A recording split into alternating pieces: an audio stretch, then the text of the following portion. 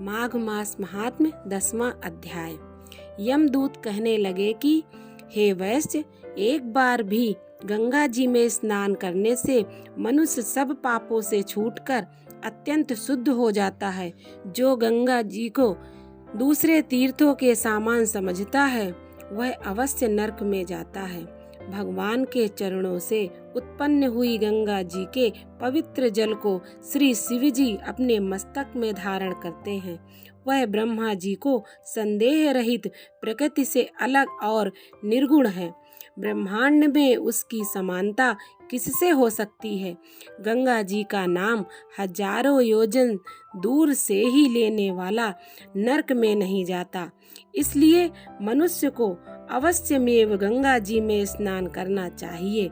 हे वैश्य, जो ब्राह्मण दान लेने का अधिकारी होकर भी दान नहीं लेता वह आकाश के नक्षत्रों में चंद्रमा के समान है। जो कीचड़ से गौ को निकालता है, जो रोगी की रक्षा करता है या जो गौशाला में मरते हैं वह आकाश में तारागण होते हैं। प्राणायाम करने वाले मनुष्य सदैव उत्तम गति को प्राप्त होते हैं। प्रातः समय स्नान के पश्चात जो 16 प्राणायाम करते हैं वह घोर पापों से बच जाते हैं।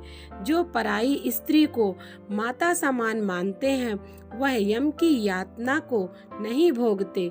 जो मन से भी पर स्त्री का चिंतन नहीं करता वह दोनों लोकों को अपने अधीन करता है। जो पराये धन को मिट्टी के समान समझता है वह स्वर्ग में जाता है। जिसने क्रोध को जीत लिया मानो उसने स्वर्ग को ही जीत लिया। जो माता पिता की सेवा देवता तुल्य करता है वह यम द्वार नहीं देखता। और जो गुरु की सेवा करते हैं वह ब्रह्मलोक को प्राप्त होते हैं। शील की रक्षा करने वाली स्त्री धन्य है। शील भंग करने वाली यम लोक जाती हैं। जो वेदों को पढ़ते हैं या पुराण और संहिता पढ़ते और सुनते हैं, जो स्मृति का व्याख्यान और धर्मशास्त्र समझते हैं या जो वेदांत में लीन रहते हैं वह पाप रहित होकर ब्रह्मलोक को प्राप्त होते हैं। जो अज्ञानियों को वेद शास्त्र का ज्ञान देते हैं वे देवताओं से भी पूजित होते हैं। यमदूत ने कहा कि हे वैश्य, श्रेष्ठ यमराज ने हमको वही आज्ञा दे रखी है कि तुम किसी वैष्णव को मेरे पास मत लाओ। हे वैश्य, पापी लोगों को इस संसार रूपी नरक को पार करने के लिए भगवान की भक्ति के सिवाय दूसरा और कोई उपाय नहीं। भगवान की भक्ति न करने वाला मनुष्य चांडाल के समान समझना चाहिए।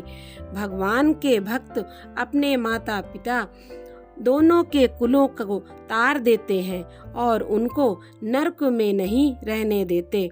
और जो मनुष्य वैष्णव का भोजन करते हैं वे भी भगवान की कृपा से श्रेष्ठ गति को प्राप्त होते हैं। बुद्धिमान को सदैव वैष्णव का अन्न खाना चाहिए। इससे बुद्धि पवित्र होकर मनुष्य पाप नहीं करता। गोविंदाय नमः इस मंत्र का जाप करता हुआ जो मनुष्य मृत्यु को प्राप्त होता है वह परम धाम को प्राप्त होता है, इसमें कोई संदेह नहीं है।